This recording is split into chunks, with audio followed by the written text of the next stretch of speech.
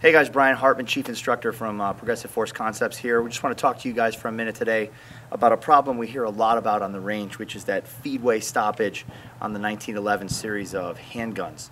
A lot of people believe that the reason behind it is possibly ammunition selection. It could also possibly be that they've got a bad feed ramp or need to have it polished and whatnot. There's actually a number of factors at work here, but we're going to dispel a couple of myths. First off, the original 1911 magazine was one of these guys right here. It was a 7-round magazine. John Browning invented that with a flat bottom. As an afterthought, we've taken and expanded that into this 8-round magazine, which has an extended tube on it and an additional coil on the spring, greater force.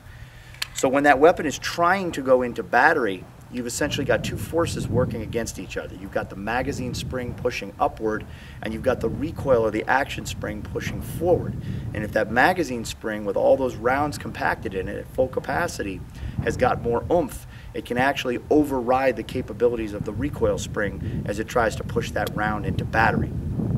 The second component, or the second problem that we have here, is that the 1911 feed ramp, unlike a Glock or a SIG or an HK or anything along those lines, it's a two-part feed ramp.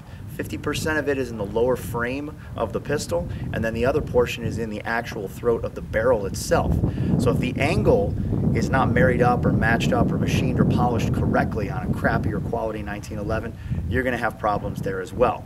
The third component that causes this problem here is actually the round itself. If you've got some really bad aftermarket reloads with some really bad quality jackets or anything, the angle or the shape of that round right there is sometimes called an ogive. And if that does not marry up correctly with the angle or the geometry of the feed ramp, that can cause problems as well. So imagine shooting low quality ammunition on a dirty or a poor quality feed ramp that's not married up very well, and you're doing it at the exact same time out of an 8-round or a 10-round magazine. Put the three of those together, it's a formula for disaster. What we come back to all the time is no gimmicks, no tricks, no anything like that, just a good, reliable, quality semi-automatic firearm, decent quality, good quality factory ammunition, and good magazines that you take and label, mark, number, and see which ones are giving you problems. Thanks a lot.